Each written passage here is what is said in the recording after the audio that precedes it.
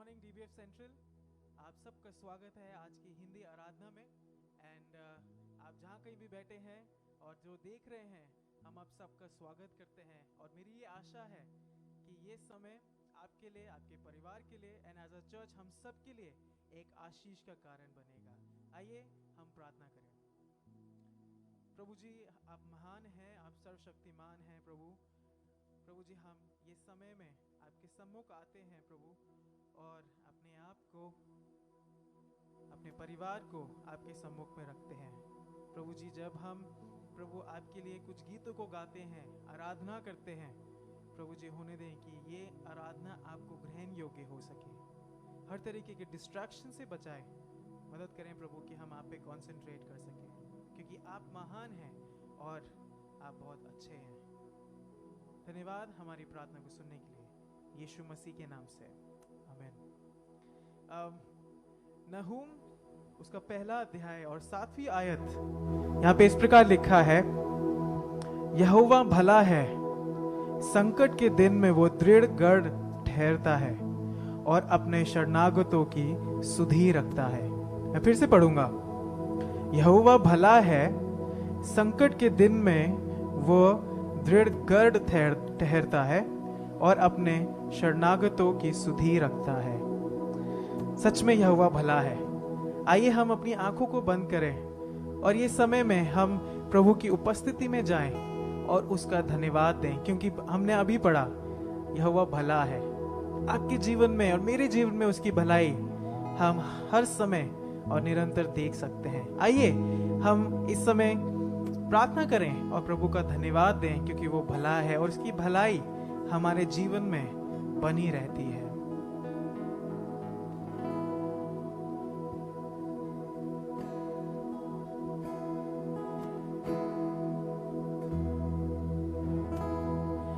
प्रभु परमेश्वर,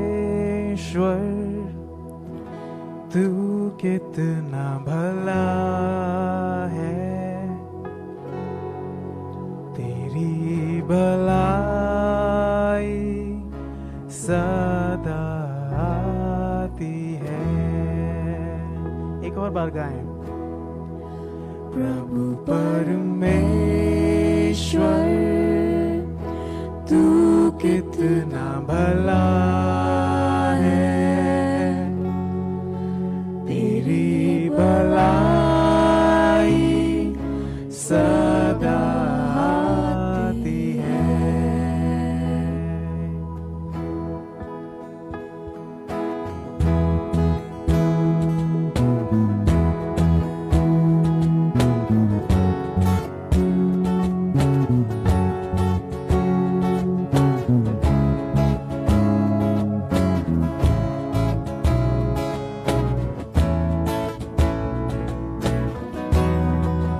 प्रभु परमेश्वर, तू कितना भला है, तेरी भलाई सदा आती है। प्रभु परमेश्वर, प्रभु परमेश्वर, तू कितना भला है, तेरी भलाई सदा आती है। मेरा दिल तुझे धन्यवाद देता, मेरा प्राण तुझे स्तुति देता। मेरा दिल तुझे धन्यवाद देता, मेरा प्राण तुझे स्तुति देता। प्रभु परमेश्वर, प्रभु परमेश्वर, तू कितना भला है, तेरी भलाई सदा आती है।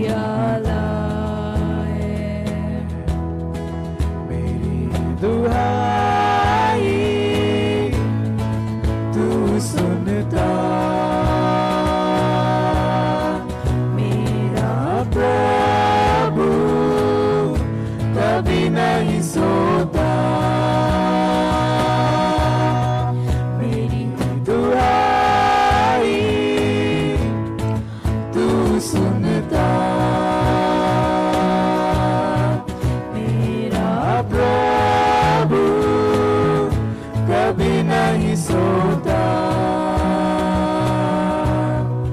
मेरा प्राण तुझे स्तुति देता। तू परमेश्वर तू कितना भला है, तेरी भलाई सदा आती है। प्रभु परमेश्वर प्रभु परमेश्वर तू कितना भला है, तेरी भलाई सदा आती है। तू कहता है नहीं छोड़ूंगा, तू कहता है नहीं ठुकराऊंगा। तू कहता है, तू कहता है नहीं छोड़ूंगा, तू कहता है नहीं ठुकराऊंगा। तेरा हाथ मेरी अगुवाई करता,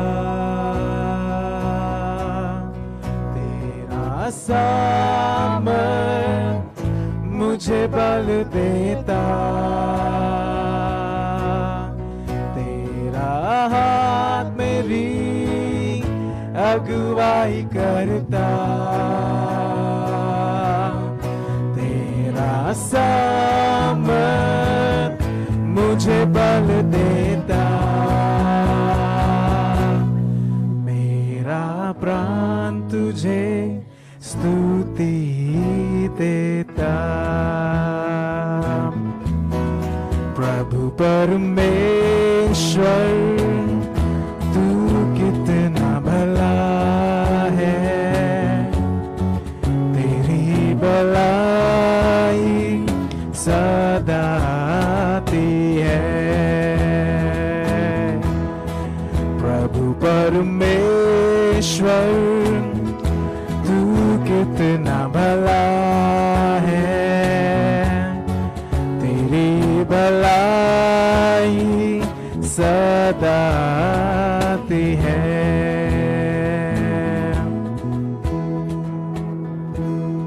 सच में प्रभु जी तू कितना भला है, तेरी भलाई सदा आती है। नहूम 1:7 में फिर से पढ़ना चाहूंगा, बहुत सुंदर तरीके से लिखा है यहाँ पे। यहोवा भला है, संकट के दिन में वो दृढ़ गढ़ ठहरता है और अपने शरणागतों की सुधि लेता है।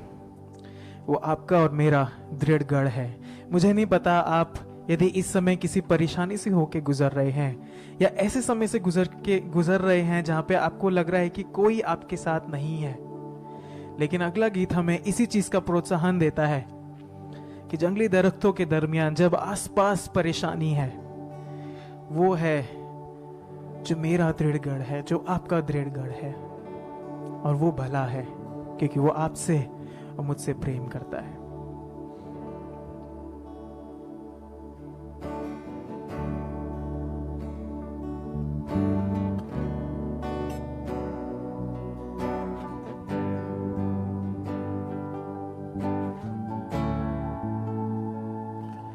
जंगली दरख्तों के दरमियान एक सेब के पेड़ के समान, जंगली दरख्तों के दरमियान एक सेब के पेड़ के समान नजर आता है मुझे ऐ मसीह, नजर आता है मुझे ऐ मसीह। सारे संतों के बीच में तू, सारे संतों के बीच में में तू। आइए उसकी हमद करें। हम करूं तेरी है प्रभु अपने जीवन भर इस जंगल के सफर में। गाऊं शुक्र गुजारे से मैं, गाऊं शुक्र गुजारी से मैं। तू ही है नरगिस का शारोन का, तू सोसन देवा दियों का। तू ही है नरगिस का शारोन का, तू सोसन देवा दियों का। संतों में तू है अति पवित्र,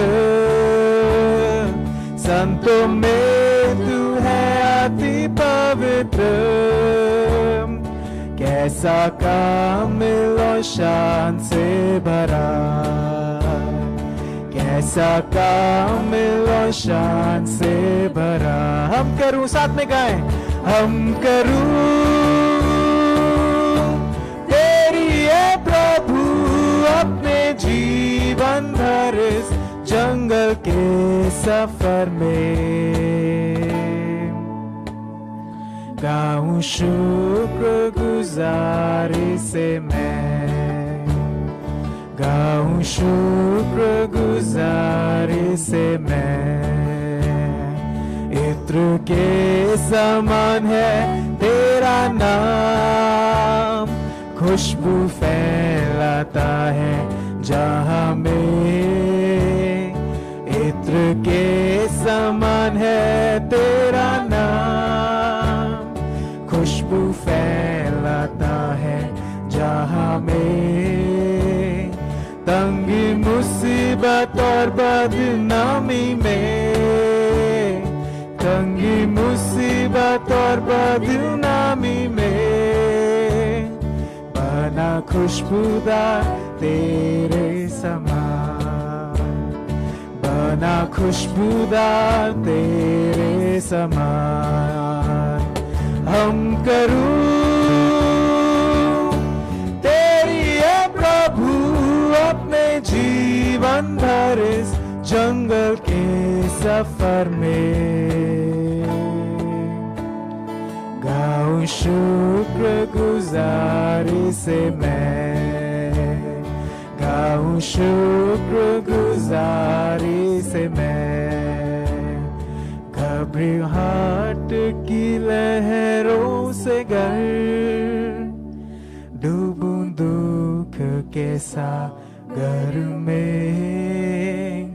घबराहट की लहरों से गर डूबूं दुख के सागर में। अपने जोरावर हाथ को बढ़ा, अपने जोरावर हाथ को बढ़ा। मुझे अपने सीने से लगा,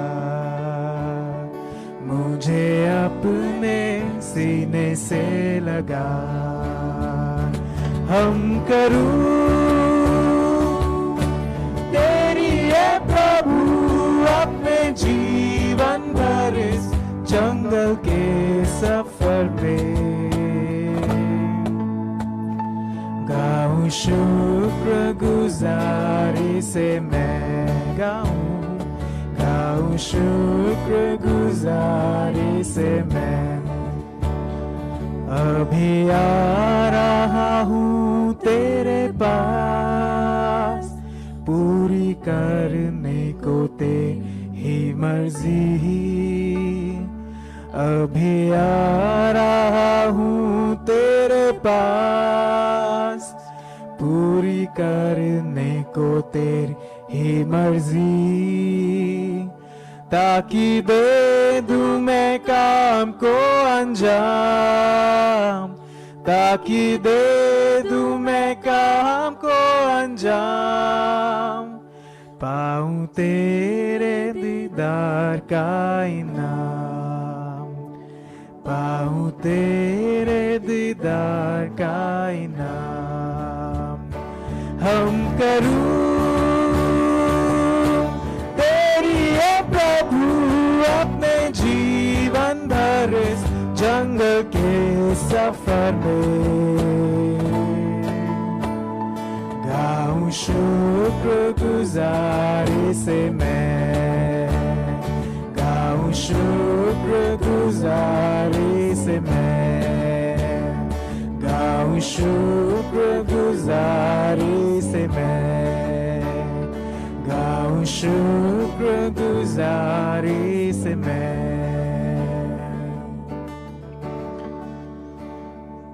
आप जहाँ कहीं भी बैठे हैं इस वक्त, क्यों ना कुछ समय लें और प्रभु का धन्यवाद दें, क्योंकि चाहे मैं घबराहट की लहरों में हूँ या चाहे मैं इस वक्त आराम से हूँ, प्रभु मेरे साथ है।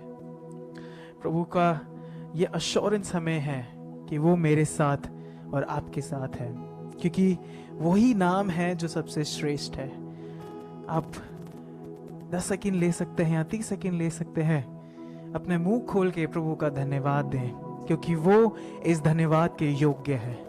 वो आपके धन्यवाद के योग्य है, क्योंकि उसके बड़े बड़े काम आपके जीवन में हैं। वो नाम सबसे श्रेष्ठ नाम है। वो नाम बीमारों को चंगा करता है।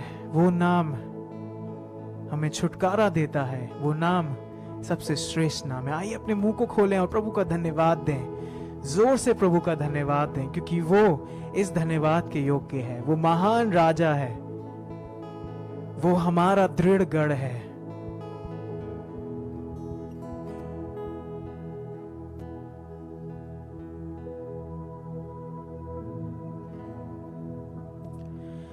यीशु सब नामों में श्रेष्ठ नाम, सुंदर उद्धारक, महिमा में प्रभु,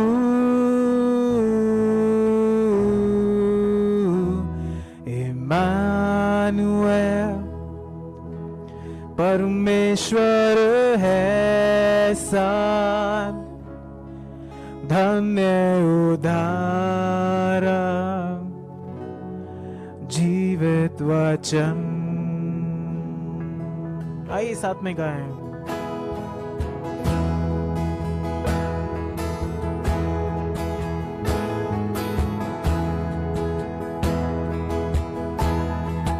यीशु, यीशु सब नामों में श्रेष्ठ नाम, सुंदर उद्धारक, महिमा में प्रभु,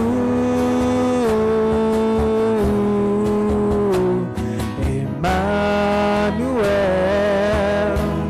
परमेश्वर है साथ, धन्य उद्धारक, जीवित वचन। सच में वो धन्य उद्धारक है, वो जीवित वचन है। आइए एक बार फिर से प्रभु का धन्यवाद दें और उसका धन्यवाद देते रहें। यीशु, यीशु सब नामों में श्रेष्ठ नाम, सुंदर उद्धारक, महिमा में प्रभु, इम्मानुएल, परमेश्वर है साथ, धन्य उद्धारक, जीवित वचन।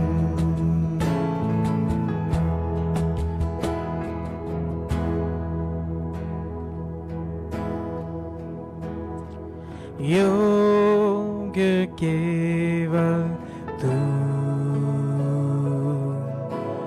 योग्य योग्य केवल तू,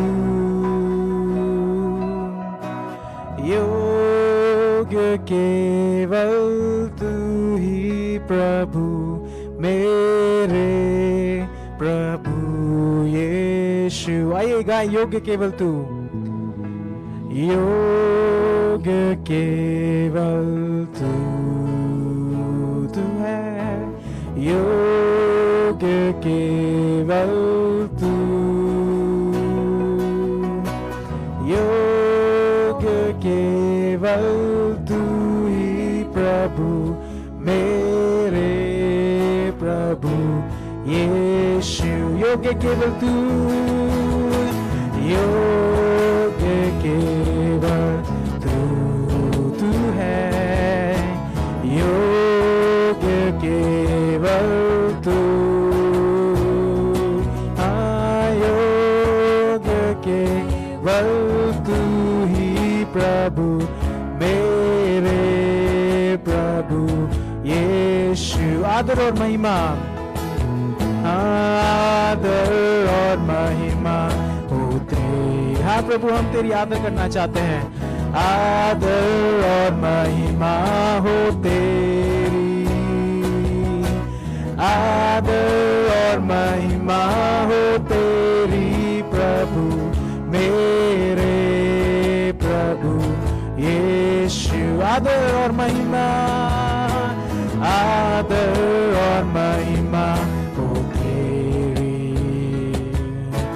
आदर और महिमा हो तेरी, आदर और महिमा हो तेरी प्रभु मेरे प्रभु यीशु। सच में प्रभु जी, इन गीतों के द्वारा हम आपका धन्यवाद करना चाहते हैं, क्योंकि आप महान हैं और आप सर्वशक्तिमान हैं। आपका आदर करना चाहते हैं, आपकी स्तुति गाना चाहते हैं। प्रभु जी, हमारा ये विश्वास है कि आपको हमारी ये आराधना की जो भेंट है वो ग्रहण योग्य हुई है। प्यारे प्रभु यीशु मसीह के नाम से आमीन। डियर चर्च, ये समय होगा कि हम अपनी भेंटें और जो हमारे दान हैं वो प्रभु को देंगे। और लाइव जो हमारा चैट है उधर लिंक दे रखा है डिस्क्रिप्शन में, तो आप उधर क्लिक करके जो भी प्रभु आपके मन में डालता है आप प्रभु को दे सकते हैं। ये समय होगा कि हम अपनी टाइट्स एंड ऑफरिंग प्रभु को देंगे। आइए इस गीत को गाएं, और अगर आप बैठे हुए हैं तो मैं एनकरेज करता हूं कि आइए हम सब खड़े हो जाएं और प्रभु को आदर दें, प्रभु का धन्यवाद करें और ये गीत गाएं, स्तुति गाएं और उसकी होसन्ना करें।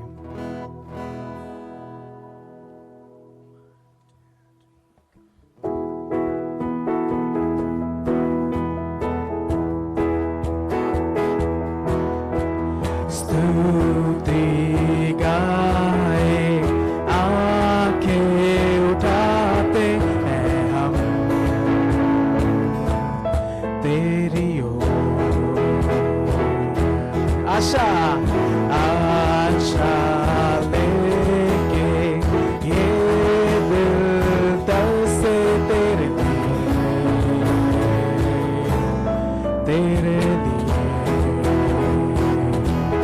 तेरे दर्शन से नए दिन का बल मिले,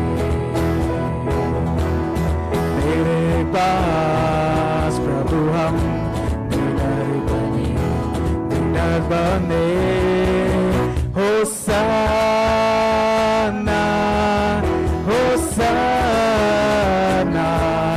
तू प्रभु तारनहार, योग्य है स्तुति का। होसन्ना होसन्ना, पूरी हो तेरी इच्छा, स्वागत है यीशु राजा। दिल की सुन पुकार, लौट कर आए तेरी ओर। आप ताली बजा सकते हैं। तेरे राज में टूटे नया जीवन पाते हैं, तू करता नहीं। तेरे दर्शन से नए दिन का बल मिले, तेरे पास प्रभु हम निडर बने। होशाना, होशाना, तू प्रभु तारनहार, योग्य है स्तुति का। होशाना, होशाना, पूरी हो तेरी इच्छा, स्वागत है यीशु राजा।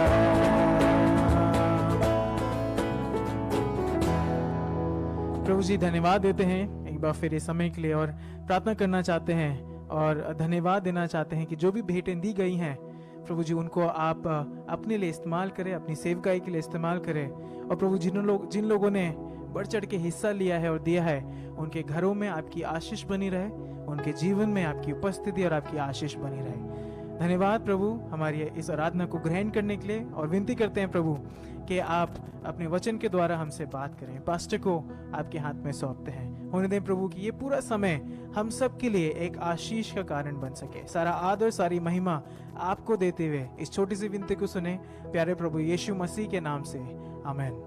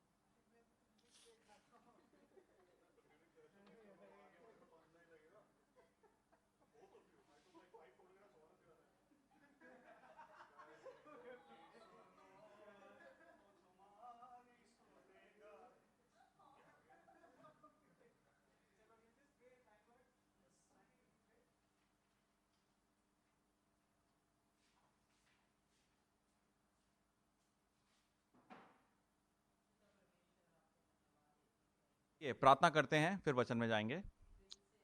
प्रभु जी धन्यवाद देते हैं समय के लिए, और खास तौर से इस अनुग्रह के लिए कि हम आपका वचन पढ़ सक रहे हैं और स्वतंत्रता से इस वचन को सुन पा रहे हैं। मैं प्रार्थना करता हूं कि आज आपका वचन हमारे मनों को, हमारे दिमागों को, दिलों को पकड़ के रखे। कोई भी डिस्ट्रैक्शन आता है हमारा मन विचलित ना हो। मैं प्रार्थना करता हूं प्रभु जी कि जिस यंत्र को इस्तेमाल करते हैं वचन बोले जाने के लिए, उसकी कमी बाधा ना आए। ये सारी चीजें प्रभु यीशु मसीह के नाम से मांगते हैं, आमीन। हम लोग प्रकाशित वाक्य में हैं, और प्रकाशित वाक्य में 3 सरमन्स में पूरे प्रकाशित वाक्य की ओर पूरा एक निगाह हमने डाली है, ओवरव्यू देख रहे हैं। और आज आखिरी सरमन है। आज चैप्टर 12 से लेके 22 तक देखेंगे। आप कहेंगे कि काफी लंबा हो सकता है, नहीं, छोटे छोटे अंश देखेंगे। उससे पहले थोड़ा सा आपको प्रीव्यू दूं मैं। रेवलेशन जो है उसमें आप देखेंगे शुरुआत में एक बड़ी अहम वर्स है। उसमें लिखा हुआ है प्रकाशित वाक्य 1:3, धन्य है वो जो इस भविष्यवाणी के वचन को पढ़ता है और वो जो सुनता है और इसमें लिखी हुई बातों को मानता है, क्योंकि समय निकट है। और इसी थॉट को प्रभु ने वापस दोहराया है अंत में रेवलेशन 22:7 में, देख मैं शीघ्र आने वाला हूं, धन्य है वो जो इस पुस्तक की भविष्यवाणी की बातों को मानता है। इसका मतलब यह है कि अगर रेवलेशन के जो वचन दिया गया है, इसकी वचन को हम पढ़ें, सुने और माने, प्रभु की प्रॉमिस है, प्रभु का वायदा है, आशीषें हमें मिलेंगी। आइए आज के वचन में चलते हैं। जाने से पहले एक छोटी सी इलस्ट्रेशन के लिए मैं स्टोरी बताऊंगा आपको। एक शहर था, वहां पर एक परिवार था जिसमें उनकी एक बच्ची थी, और पिता का काम था कि बच्ची को हर रोज स्कूल से उठाने का, स्कूल से लेकर आने का। और बिना गैप के वो जाते थे, हमेशा बच्ची को उठाते थे। एक दिन क्या हुआ, अर्थक्वेक आया और स्कूल की बिल्डिंग ढह गई, और वो बच्ची को पिता ने बता रखा था कि कभी कुछ ऐसी प्रॉब्लम आ जाए तो तुम डेस्क के नीचे चले जाना। वो बच्ची वहां चले गई, उसने अपने दोस्तों को भी बताया, तो उसकी लगभग पूरी क्लास बच गई इसी वजह से कि वो डेस्क के नीचे छुपे थे। मगर बाहर पूरा मलबा गिरा हुआ था, पूरी बिल्डिंग ढह गई थी, कोई उम्मीद नहीं थी किसी को अंदर आके उनको ले जाने के लिए। और अब देर हो रही थी, रात हो रही थी, बाहर जो रेस्क्यू कर्मी आए हुए थे उनको लग रहा था कि वेट करना पड़ेगा सवेरे का। मगर उस लड़की ने अपने दोस्तों से कहा, चिंता मत करो, सतर्क रहो, विश्वास बना के रखो और आशा बना के रखो, क्योंकि मेरे पिता आएंगे। मुझे मालूम है मेरे पिता हमेशा आते हैं मुझे लेने, और आज भी आएंगे चाहे कितनी रात हो जाए। और हुआ भी ऐसा ही कि उसके जब पिता आए तो वो एक रेस्क्यू दल लेकर अंदर गए पेरेंट्स का, और पूरी बिल्डिंग को साफ करने लगे, जगह जगह पे उन्हें रास्ता बनाया और बच्चों को बाहर निकाला। बच्चों ने वो जो रात थी अकेलेपन में ऐसे काटी, ये जानकर कि वो सतर्क बने रहेंगे, विश्वास में रहेंगे और आशा बना के रखेंगे। 3 चीजें, अलर्ट, फेथफुल एंड होपफुल। आज के वचन में ये तीनों चीजें हम देखेंगे। अभी तक हमने रेवलेशन में देखा है कि प्रभु का जो लेटर है वो 7 कलीसियाओं को गया है। उसके बाद प्रभु ने उनसे एक्सपेक्टेशंस रखी हैं, उसके बाद प्रभु ने अपना जजमेंट दिया है। प्रभु ने अपना जजमेंट उन लोगों को पूरी दुनिया में अलग अलग तरीके से दिया है। और अब 12वें चैप्टर में चलते हैं कि वहां पर क्या हो रहा है। अभी 7 कटोरों का 7 बोल्स का जजमेंट बचा हुआ है। इससे पहले 7 सील्स का बारे में डिस्क्रिप्शन हुआ है, 7 मोहरों का, फिर उसके बाद 7 तुरोहियों का जो ट्रम्पेट्स हैं उनका डिस्क्रिप्शन हुआ है। अब 7 बोल्स का डिस्क्रिप्शन आ रहा है। और वहां पर देखते हैं कि चैप्टर 12 में 3 व्यक्तियों का जिक्र है, इजराइल, यीशु मसीह और सेटन। इजराइल, यीशु मसीह और अजगर। अजगर जो है वो सेटन का नाम दिया गया है यहां पर। और यहां पर देखते हैं कि एक औरत है जो एक बच्चे को लिए हुए है, वो औरत इजराइल है और वो बच्चा यीशु मसीह है। और अजगर उस औरत के पीछे पड़ा हुआ है, उसको खत्म करने के लिए, नाश करने के लिए है। और उसको बचाने के लिए काफी जद्दोजहद होती है। और चैप्टर 12 7 से 9 में लिखा है, स्वर्ग पर लड़ाई हुई, माइकल और उसके स्वरदूत अजगर से लड़ने को निकले, मगर जो अजगर की जो आर्मी थी वो प्रबल ना हुए और स्वर्ग में से उनको फिर जगह नहीं मिली, पृथ्वी पर गिरा दिया गया और उसके दूत उसके साथ गिरा दिए गए। इसका मतलब है कि शैतान और उसकी जितनी भी फौज थी शैतानी शक्तियों की, उन सबको गिरा के पृथ्वी पे भेज दिया। अब आप देखिए क्या माहौल बनता है इस पृथ्वी पर। सारे उस समय जितनी भी शैतानी शक्तियां हैं उनका और ज्यादा प्रकोप बढ़ जाएगा। मगर जब इजराइल के ऊपर अटैक हो रहा होता है तो वर्ष 16 में, चैप्टर 12 वर्ष 16 में लिखा है, पृथ्वी ने उस स्त्री की सहायता की और अपना मुंह खोलकर उस नदी को जो अजगर ने अपने मुंह से बहाई थी पी लिया। मतलब एक अटैक आता है अजगर की तरफ से, मगर जो पृथ्वी है वो खुल के उस अटैक को खत्म कर देती है, उस नदी को निगल लेती है ताकि वो इजराइल खत्म ना हो सके। प्रभु ने यहां पे प्रोटेक्शन दिखाई अपने इजराइल के लिए, बिलवेड इजराइल के लिए प्रभु ने अपनी प्रोटेक्शन दिखाई है। चैप्टर 13 में चलते हैं। वहां पर एक डिटेल, एक अलग तरीके की एक प्राणी का डिस्क्रिप्शन है जिसको पशु बोला गया है हिंदी में, इंग्लिश में एंटी क्राइस्ट बोलते हैं। और ये 7 साल जो प्रलय हैं उसका दूसरा भाग का डिस्क्रिप्शन है इसमें। तो मैं आपको बता दूं, हमने अभी तक डिस्कस करा था कि प्रभु यीशु मसीह पवित्र पिता के पास चले गए और पवित्र आत्मा और कलीसिया का स्टार्ट हुआ, और इसको हम बोलते हैं अनुग्रह का काल, ग्रेस एज। और उसके बाद आता है 7 साल का ट्रिबुलेशन, क्योंकि कलीसिया जो है रैप्चर होके प्रभु के पास चली जाएगी। और उसके बाद 7 साल का प्रलय आता है, और उस 7 साल को अगर 2 टुकड़े में करेंगे, 3.5 साल पहले का, 3.5 साल बाद का। अभी का जो जिक्र है चैप्टर 13 में वो दूसरे पार्ट है, 3.5 साल जो 7 साल के प्रलय के हैं उसका दूसरा पार्ट का डिस्क्रिप्शन है। और वहां पर देखते हैं कि एक नए जन का इंट्रोडक्शन है जिसको एंटी क्राइस्ट बोलते हैं, पशु बोलते हैं। और उस पशु के साथ एक फॉल्स प्रॉफिट, झूठा भविष्यवक्ता भी मौजूद है। अब आप देख लीजिए, तीनों का डिस्क्रिप्शन आ गया। शैतान के साथ एंटी क्राइस्ट जो कि पशु बोल रहे हैं, और उसके बाद फॉल्स प्रॉफिट, जो झूठा भविष्यवक्ता है, उन तीनों का डिस्क्रिप्शन है। और उसके बाद देखते हैं कि जो झूठा भविष्यवक्ता है, जो फॉल्स प्रॉफिट है, वो दुनिया के सारे लोगों से कहता है कि इस एंटी क्राइस्ट जो पशु है उसकी पूजा आरती करो। चैप्टर 13 वर्ष 15 में लिखा है, उसे उस पशु की मूरत में प्राण डाल देता है, और प्राण डालने का अधिकार दिया गया है कि पशु की मूरत बोलने लगे, और जितने लोग उस पशु की मूरत की पूजा ना करेंगे उन्हें मरवा डालें। अब ये पता नहीं कैसे पॉसिबल होगा, मगर हम जानते हैं आज की तारीख में क्लोनिंग हो रही है, या होलोग्राम्स हैं, अलग अलग तरीके से आप एक जगह पे बैठे हैं मगर आपकी इमेज दुनिया में दूसरी जगह भी दिखाई जा सकती है। तो इस तरीके से कुछ ना कुछ करके वो हर जगह एंटी क्राइस्ट की इमेज मौजूद होगी, और लोगों से कहेंगे कि तुम इसकी पूजा करो, अगर नहीं करोगे तो तुम्हें मार दिया जाएगा। अब पूरी दुनिया में शैतान का एक तरीके से राज्य स्थापित हो रखा है।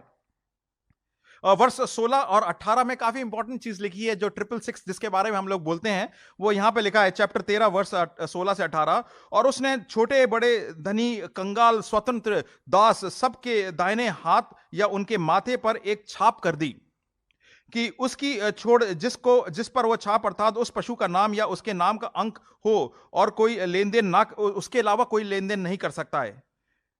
ज्ञान इसी में है, जिसे बुद्धि हो वो इस पशु के अंक को जोड़ ले, क्योंकि मनुष्य का अंक है और उसका अंक 666 है, 666। वहां पे ये लिखा हुआ है कि जो पशु का जो मोहर है वो इंसान के फोरहेड पे या हाथ पे होगी। हो सकता है कि जो ठंडे प्रदेश होते हैं जहां पर काफी सारी बर्फ पड़ती है, पूरा बॉडी ढका होता है मगर फोरहेड खुला होता है, हाथ खुला होता है, तो हो सकता है वो इजी आइडेंटिफिकेशन के लिए हो। और आज की तारीख में तो आप देखिए कि काफ़ी सारी डेवलपमेंट हो गई है, चिप्स डेवलप्ड हो गई हैं जिसको इंसान के ऊपर आप प्लांट कर सकते हैं, इंसान का आइडेंटिफिकेशन ले सकते हैं। आजकल ऐप्स आ गए हैं मोबाइल पे, अगर ये ऐप नहीं है तो आप ये नहीं कर सकते, ये ऐप नहीं है तो यहाँ एंटर नहीं कर सकते। तो हो सकता है इसका कुछ एडवांस वर्जन आ जाए तब तक, और उस हिसाब से इंसान की एंट्री या उसको रिस्ट्रिक्शन मिल जाए उस हिसाब से। और उसका जो नंबर 666 है वो इतना अहम नहीं है डिस्कशन का, हमने बहुत ज़्यादा उसका डिस्कशन कर रखा है, उसके बारे में बहुत सारा डिस्कशन बाहर हर जगह है। मैं आपको एक मशवरा दूंगा, उसके डिस्कशन में इतनी डिटेल में जाने की ज़रूरत नहीं है। वो नंबर एक वो इंसान को रिप्रेजेंट करता है, इंसान का नंबर है। इंसान छठे दिन उसका बनाया गया था प्रभु के द्वारा, और 7 जो है वो अचीव नहीं कर सकता, क्योंकि 7 जो है गॉड का परफेक्शन है। और ये एक तरीके के मैन का, आदमी का क्रिया या मैन का सिस्टम का नंबर है, उससे ज्यादा इसके बारे में डिस्कशन का कोई मतलब नहीं बनता है। अब आप देख सकते हैं कि जो प्रभु ने इजराइल को प्रोटेक्ट करा, और ये वाला जो चैप्टर है 13वां चैप्टर, ये चैप्टर हमें साफ तरीके से बताता है कि हमें कैसे अलर्ट रहना है, क्योंकि आने वाले दिन और भी भयंकर होते जाएंगे। आने वाले दिन अगर हम प्रिपेयर्ड नहीं हैं तो इससे ज्यादा भी खराब दिन आ सकते हैं, और हमें भ्रमित करके हम प्रभु की पूजा आराधना छोड़कर हम शैतान की पूजा आराधना में लग सकते हैं। तो आप लोग जो प्रभु के जन हैं, आपको मालूम होना चाहिए वचन अच्छी तरह से कि हमें कौन कब भ्रमित कर सकता है। हो सकता है आप और मैं आज भ्रम में जी रहे हों, आप और मैं आज चर्च आ रहे हैं, चर्च की सारी एक्टिविटीज कर रहे हैं, वचन आजकल वीडियो पे देख रहे हैं, और आजकल हर किस्म की डिस्ट्रैक्शन है, और धीमे धीमे धीमे डिस्ट्रैक्शन में स्लिप होकर हम लोग हो सकता है कि आज सोच रहे हैं प्रभु की पूजा कर रहे हैं, मगर हम शैतान की पूजा में लगे हुए हैं, दुनिया के प्रभाव में डूबे हुए हैं, या अपनी मन की इच्छाओं में दबे हुए हैं और उसको पूर्ति कर रहे हैं। तो हमें ध्यान रखना पड़ेगा, हमें अलर्ट बढ़ा रहना पड़ेगा। आगे चलते हैं, चैप्टर 14 और 15 उसमें आने वाले न्याय के बारे में डिस्कशन है। चैप्टर 14 वर्ष 9 से 12 में लिखा हुआ है, जो कोई उस पशु और उसकी मूरत की पूजा करे और अपने माथे या अपने हाथ पर उसकी छाप ले, तो वो प्रभु परमेश्वर के प्रकोप उस पर आएगी। और ये दोनों चैप्टर्स में बड़े डिटेल से लिखा हुआ है कि प्रभु का जजमेंट कैसे आएगा जो लोग प्रभु को भूल बैठे हैं। आगे चलते हैं चैप्टर 6 में। यहां पर अब 6 कप्स का डिस्कशन है, 6 बोल्स का डिस्क्रिप्शन है जो उंडेले जाते हैं, वो एक तरीके का प्रभु का जजमेंट है। चैप्टर 16 वर्ष 1 में लिखा है, फिर मैंने मंदिर में किसी को ऊंचे शब्द से उन 7 स्वर्गदूतों से यह कहते सुना कि जाओ परमेश्वर के प्रकोप के 7 कटोरों को पृथ्वी पर उंडेल दो। अब देखिए एक के बाद एक जजमेंट कैसे आता है। वर्ष 2 पहला कटोरा, और उन मनुष्यों के जिन पर पशुओं का छाप थी और जो उसकी मूरत की पूजा करते थे, एक प्रकार का बुरा और दुखदाई फोड़ा निकला। मतलब उनके ऊपर कैंसरस फोड़े या अलग अलग किस्म की बीमारियां उतरी इस वाले जजमेंट के बाद। अब उसके बाद चलते हैं वर्ष 3, सेकंड जो कटोरा निकाला जाता है, समुद्र पे उंडेला दिया और वो मरे हुए का सा लहू बन गया और समुद्र में हर एक जीवधारी मर गया। 1/10 नहीं, 1/4 नहीं, हर एक मर गया, कुछ भी नहीं बचा समुद्र में। आगे चलते हैं वर्ष 4 में, तीसरा प्याला, और तीसरे ने अपना कटोरा नदियों और पानी के सोतों पर उंडेल दिया और वो लहू बन गए। नदी और पानी के सोत, आप जानते हैं क्या होता है? उससे हमें फ्रेश वाटर मिलता है, पीने का पानी मिलता है। उस समय पीने का पानी भी खत्म हो जाएगा। वर्ष 8 में चौथे बोल का डिस्क्रिप्शन है। चौथे ने अपने कटोरा सूर्य पर उंडेल दिया और उसे मनुष्य के आगे आग से झुलस देने का अधिकार दिया गया और मनुष्य बड़ी तपन से झुलस गया। मगर उसके बाद भी वो देखिए, मनुष्य लोग निंदा कर रहे थे और उस महिमा करने के लिए मन नहीं फिरा रहे थे। मतलब प्रभु का जजमेंट आ रहा है, तब भी लोग नहीं समझ पा रहे हैं, प्रभु को निंदा दे रहे हैं और मन नहीं फिरा रहे हैं। उसके बाद वर्ष 10 में 5वें बोल का डिस्क्रिप्शन है। 5वें ने अपने कटोरा उस पशु के सिंहासन पर उंडेल दिया और उसके राज्य पर अंधकार छा गया और लोग पीड़ा के मारे अपनी अपनी जीभ चबाने लग गए। और उसके बाद भी वो लोग प्रभु को निंदा कर रहे हैं और मन नहीं फिरा रहे हैं। पर छठे बोल का डिस्क्रिप्शन है। छठे ने अपना कटोरा बड़ी नदी इफ्रेटस पर उंडेल दिया और उसका पानी सूख गया कि पूर्व दिशा के राजाओं के लिए मार्ग तैयार हो जाए। और ये मार्ग तैयार इसलिए हो कि पूर्व दिशा के जो राजा हैं इजराइल के पास लड़ाई करने आएंगे आर्मगेडोन पे।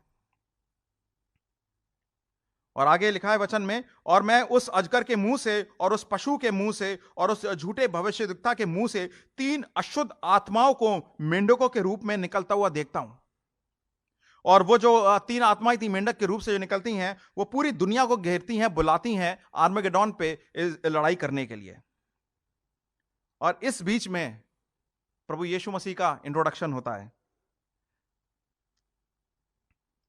वर्ष 17 में 7वें बोल के बारे में डिस्क्रिप्शन है। 7वें ने अपना कटोरा हवा पर उंडेल दिया, बिजलियां और शब्द और गर्जन हुए और एक ऐसा बड़ा भूंडोल हुआ कि जब से मनुष्य की उत्पत्ति पृथ्वी पर हुई तब से ऐसा बड़ा भूंडोल कभी ना हुआ हो। अब कैन यू इमेजिन, मतलब इतने सारे अर्थक्वेक्स आते हैं, इतने सारे अर्थक्वेक्स को हम लोग देखते हैं, मगर आज तक, उस दिन तक कोई ऐसा अर्थक्वेक नहीं देखा गया हो, कोई भी ऐसा अर्थक्वेक ना देखा गया हो। बड़ी भयंकर चीज होगी। और उसके बाद लिखा है कि बड़ा शहर यरूशलेम 3 भाग में टूट जाएगा। एक्चुअली उसका डेवलपमेंट के लिए, क्योंकि उसका एक रोल है आने वाले समय में, उसका मैं डिस्कशन बाद में बताऊंगा। और फिर आता है 17th and 18th chapter. 17th और 18th चैप्टर में 17th चैप्टर में धर्मों का डिस्कशन है, रिलीजन का डिस्कशन है। और उसमें लिखा है कि जो रिलीजन है होगा, मगर पूरी दुनिया पे सिर्फ एक रिलीजन होगा, और जो कि फॉल्स रिलीजन होगा, झूठा धर्म। अगर मैं आपसे पूछूं कि प्रभु की दुल्हन कौन है, ब्राइड कौन है प्रभु यीशु मसीह की, तो आपका जवाब होगा चर्च, कलीसिया। तो झूठी ब्राइड कौन है? जो ब्राइड नहीं है वो है झूठा धर्म, जिसको वैश्य का नाम दिया गया है इस चैप्टर में। और यहां पे बताया गया है कि एंटी क्राइस्ट जो पशु है उसके ऊपर वैश्या बैठी हुई है, और दोनों का जो मिलन है उसके हिसाब से वो चल रहे हैं। तो आप देखिए, जो झूठी दुल्हन, जो हार्लट जिसका नाम है, वैश्या है, वो दुनिया के धर्म हैं जो प्रभु की ओर नहीं ले जाते हैं, लोगों को भ्रमित करके कहीं और ले जाते हैं, शैतान की ओर ले जाते हैं। और वो पशु के ऊपर है, जो पशु जो है उस समय काफी एंटी क्राइस्ट स्ट्रांग हो गया है, काफी इन्फ्लुएंशियल हो गया है, और वो जो है पॉलिटिकल, एक तरीके का बहुत बड़ा पॉलिटिकल इंपॉर्टेंट रोल प्ले कर रहा है। अब आप देखिए, ये चीज एक बड़ी कॉमन चीज है। पॉलिटिक्स और रिलीजन दोनों मिले हुए होते हैं, आप भी देखेंगे।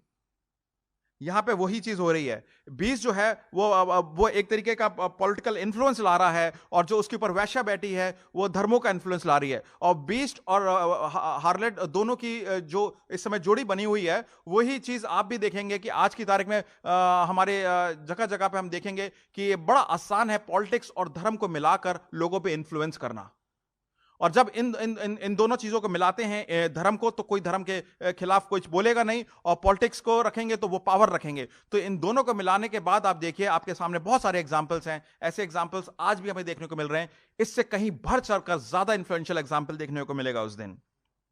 और उसके बाद होता क्या है कि जो पशु है वो वेश्या को खत्म कर देता है, खा जाता है। उसके बाद चैप्टर 18 में बेबीलोन का जिक्र है। बेबीलोन का मतलब है कि वो दुनिया के जितने भी व्यवसाय थे, इकोनॉमिक सिस्टम्स हैं, उसका नाम है बेबीलोन। और चैप्टर 18 में वो खत्म कर दिया जाता है। तो 17-18 में ये डिस्कशन है कि वर्ल्ड सिस्टम जो चल रहे हैं वो भी धीमे धीमे खत्म होते जाएंगे। फिर आता है चैप्टर 19 में लिखा है प्रभु वर्शिप स्टार्ट हो जाती है हेवन में। और 19:7 में लिखा है हम आनंदित और मगन हो और उसकी स्तुति करें, क्योंकि मेमने का ब्याह आ पहुंचा है और उसकी पत्नी ने अपने आप को तैयार कर लिया है। यहां पर मैं रुककर आपके साथ सेकंड पॉइंट का जिक्र करूंगा, फेथ का। पहला जिक्र था अलर्ट का, कि हम अलर्ट बने रहें। अब आता है जिक्र फेथ का, क्योंकि आपने एक भयंकर एक चैप्टर पूरे 16वें चैप्टर में और 17-18 में आपने देखा है कि एक बड़ा भयंकर प्रभु का न्याय आ रहा है। और हम लोग भी कभी कदार घबरा जाएंगे इस न्याय को देखकर। हम लोग भ्रमित हो जाएंगे, हम लोग डर जाएंगे। मगर जो लोग विश्वास बना के रखेंगे वो नहीं डगमगाएंगे। और ये हमारे आज के लिए भी एक बड़ा बहुमूल्य इलस्ट्रेशन है हमारे लिए। ये प्रभु का हमारे लिए एक सीख है, बहुत बहुमूल्य, कि आज हो सकता है कि आप और मैं एक ऐसे सिचुएशन से जा रहे हों जिसके बारे में हमें पता नहीं कल क्या होगा, और हर जगह से हमें मार मिल रही है। हो सकता है आर्थिक स्थिति भी हमारी खराब हो सकता है हमारे रिश्ते खराब हो सकता है कि मेरी लाइफ में जो हमने जिन चीजों पे हमने विश्वास करके अपने पैर रखे थे वो चीजें भी ढह गई हैं। और अभी पैंडेमिक की वजह से, कोविड की वजह से काफी सारी लोगों की जॉब्स लॉस हुई हैं, रिश्ते खराब हो रखे हैं, शेड्यूल सबका बदल गया है क्योंकि हम लोग घर में बैठ रहे हैं, बाहर नहीं जा रहे हैं। अलग अलग किस्म की परेशानियां स्टार्ट हो गई हैं, नई नई किस्म का लाइफस्टाइल हो गया, उसके साथ बिल्कुल सब चीजें बदल गई हैं। और जब चीजें बदल जाती हैं तो उसके साथ काफी सारी नई परेशानियां खड़ी होती हैं। और हो सकता है आप और मैं आज उस स्थिति में हैं, यह हम झेल रहे होंगे। मगर यह वचन बताता है इससे भी कई भयंकर स्थितियां आएंगी, इससे भी ज्यादा कई बढ़ चढ़कर परेशानियां आएंगी। मगर जो प्रभु के जन हैं, प्रभु के जन आनंदित होंगे, मगन होंगे, क्योंकि प्रभु यीशु मसीह आने वाले हैं और उनकी दुल्हन उनके लिए तैयार है। इसका मतलब है मेरे और आपके लिए आज यह सीख मिलती है कि मैं और आप जो प्रभु की दुल्हन है, मुझे और आपको आज से ही तैयार होना है। और तैयार होने का मतलब है कि ये परेशानियां आएंगी, आर्थिक स्थितियां आएंगी, हमारी जो रिश्ते खराब होंगे, अलग अलग किस्म की प्रॉब्लम्स आएंगी। उसमें प्रभु पे विश्वास बना के रखना है कि क्योंकि जो सिचुएशन आ रही है, ये सिचुएशन मेरे को तोड़ने के लिए नहीं है, मेरे को बनाने के लिए है। इस सिचुएशन में मैं और स्ट्रांग बनूंगा। इस सिचुएशन को जब मैं पार करूंगा तो मैं देखूंगा, जब मैंने सिचुएशन स्टार्ट करी थी तो मैं छोटा सा एक इन्फेंट था इस सिचुएशन को झेलने का, घबरा रहा था, डर रहा था। मगर मैंने अब वो सिचुएशन पहाड़ पार कर लिया है, वो अंधेरी गली पार कर ली है प्रभु के साथ। और अब मैं जानता हूं कि उस सिचुएशन से मैं निकल के आया हूं, मैं विश्वास में और बड़ा हो गया हूं, मैं चोर हो गया हूं, प्रभु पे विश्वास भी बढ़ गया है। अब इसके बाद भी अगर मेरे पास और भी कुछ चीजें आती है तो मैं याद रखूंगा ये इस कोविड का सीजन कि प्रभु ने मेरा साथ निभाया था, प्रभु मेरे साथ थे। चाहे मेरा नुकसान हुआ, भले ही मेरे को परेशानी हुई, लोगों ने मेरे को कुछ कुछ बोला, मगर मैं आराम से निकल गया, क्योंकि ये मेरा समय आने वाला है। तो दो चीजें देखते हैं कि हम लोग कैसे अलर्ट रह सकते हैं और कैसे विश्वास से बने रह सकते हैं। आगे चलते हैं चैप्टर 19:11-14 में। अब यीशु मसीह और उनके प्रजा का डिस्क्रिप्शन है। उसमें लिखा है, वो श्वेत घोड़े पर आए और उस पर एक सवार था जो विश्वास योग्य और सत्य कहलाता था, और वह धर्म के साथ न्याय और लड़ाई करता है। उसकी आंखें आग की ज्वाला हैं और उसके सर पे बहुत से राजमुकुट हैं, और उसका नाम लिखा है जिसको कोई उसको छोड़कर कोई नहीं जान सकता। और वो लहू से छिड़का हुआ वस्त्र पहना है, और उसका नाम परमेश्वर का वचन है। और स्वर्ग की सेना श्वेत घोड़े पर सवार और श्वेत और शुद्ध मलमल पहने हुए उसके पीछे पीछे आ रही है। और 19 वर्ष 16 में प्रभु यीशु मसीह के बारे में लिखा है, उसके वस्त्र और जांघ पर यह नाम लिखा है, राजाओं का राजा, प्रभुओं का प्रभु। इसको देखकर मुझे बिल्कुल मतलब हंसी आती है। आज की तारीख में आप बॉलीवुड देख लीजिए, हॉलीवुड देख लीजिए, पॉलिटिशियंस को देख लीजिए, अपने अपने गणित कर रहे हैं, मेरी इतनी संख्या हो गई, मेरी गवर्नमेंट ये है, राजा बने हैं, कोई रिचेस्ट हो रहे हैं, कोई बहुत ज्यादा नाम कर लिया। मगर यहां पर वो कह रहे हैं कि राजाओं का राजा और प्रभुओं का प्रभु।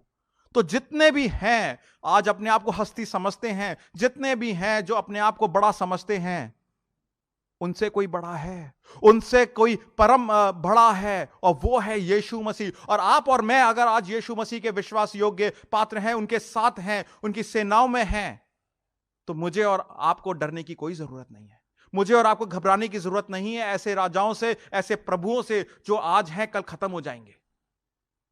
क्योंकि जो प्रभु यीशु मसीह है वो था, है और कल भी रहेगा, ना छोड़ेगा ना त्यागेगा। अलर्ट रहिए, विश्वास में बने रहिए। और आगे देखिए खात्मा कैसे होता है लोगों का। 19-20 में लिखा है, पशु और उसके साथ वो झूठा भविष्यवक्ता पकड़ा गया जिसने उसके सामने ऐसा चिन्ह दिखाया था जिनके द्वारा उसने उनको भरमाया, मतलब दुनिया को भरमा रहे थे ये लोग, उनको बेवकूफ बना रहे थे, जिन्होंने उस पशु की छाप ली थी और जो उसकी मूरत की पूजा करते थे। ये दोनों जीते जी उस आग के झील में जो गंधक से जलता है डाले गए। Can you imagine? अभी तक लोग पूछ रहे थे, अभी डर रहे थे एंटी क्राइस्ट से, और जो उसका साथ का जो बंदा था, झूठा भविष्यवक्ता, फॉल्स प्रॉफिट, वो लोगों को भ्रमित कर रहा था, डरा रहा था और लोगों को पूजा करवा रहा था उसकी। अब उनको कोई नहीं पूछ रहा है, उनको जलते हुए झील में फेंक दिया गया, जजमेंट हो गया उनका।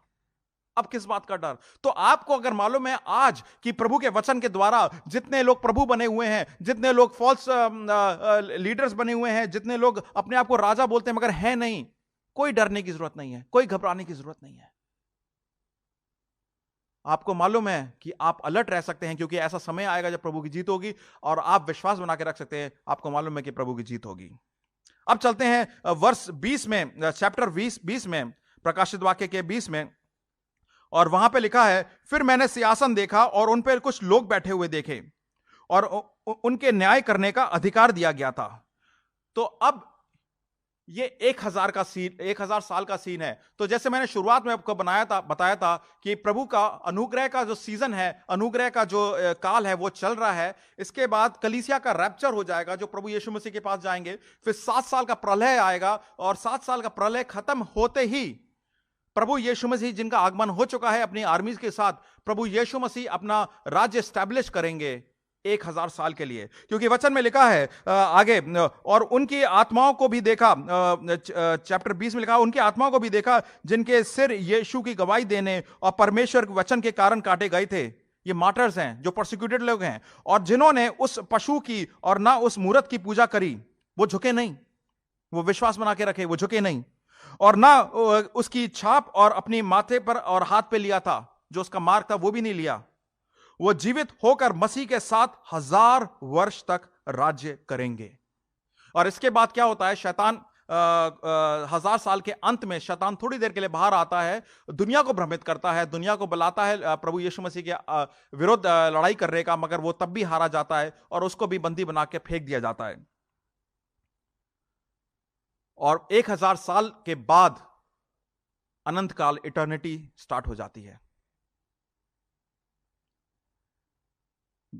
चैप्टर 20:15 में लिखा है, उस इटर्निटी में कौन जाएंगे।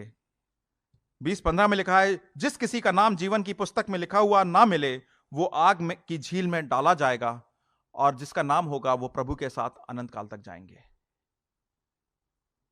तीसरी चीज आज के वचन से हमें मिलती है कि आशा बना के रखें।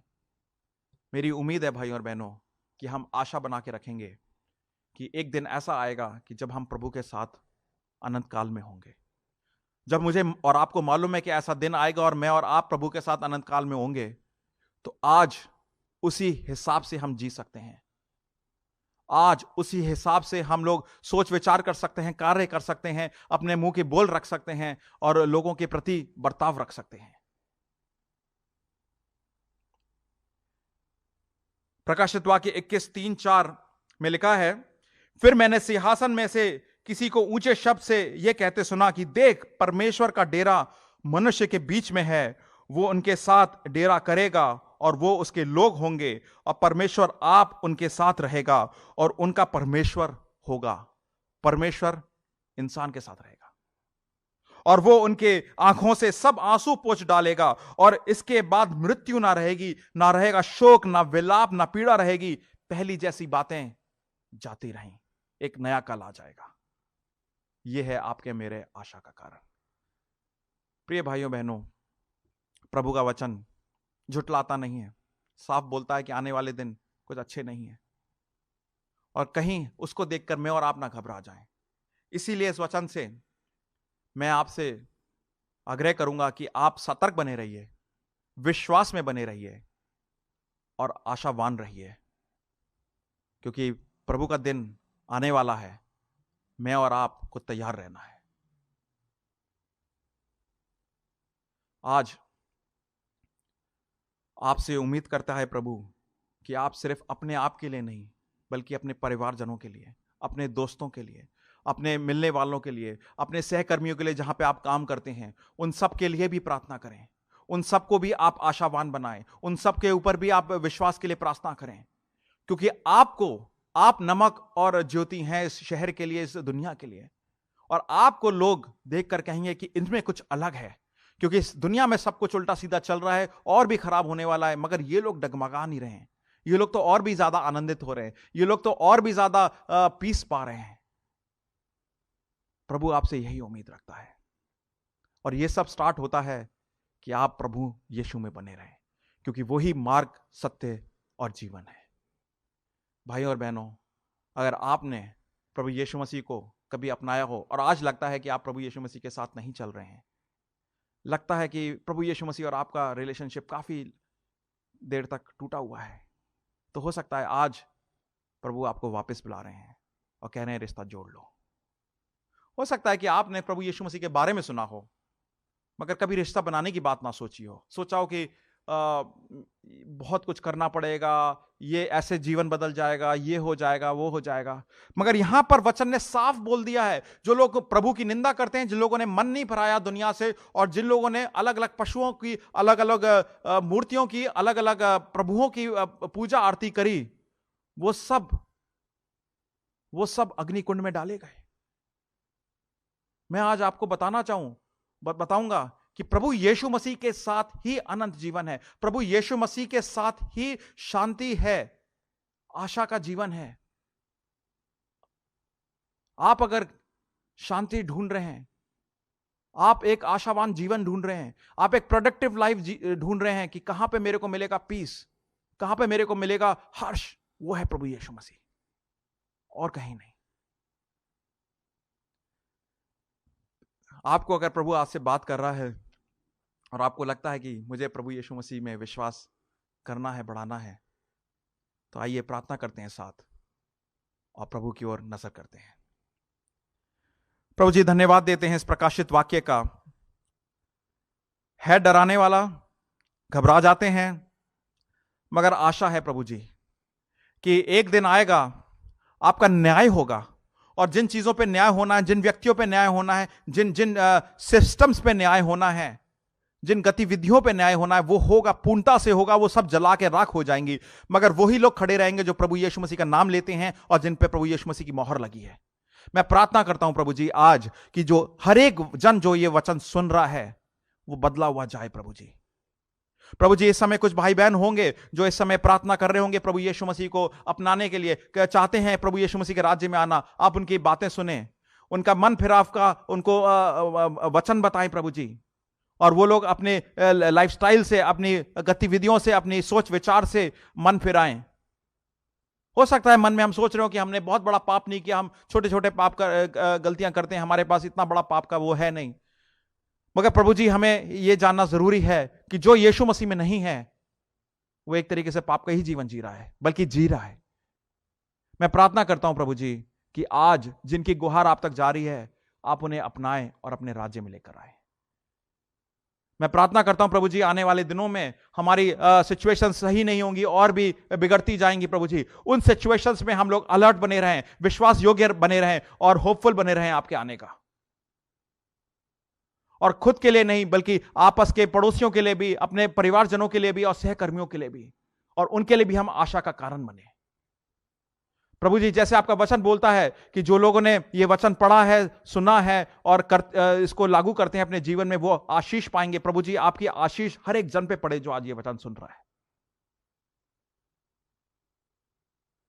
अब प्रभु यीशु मसीह का अनुग्रह, पवित्र पिता का प्रेम और पवित्र आत्मा की उपस्थिति अब से लेकर अनंत तक बनी रहे। आमीन।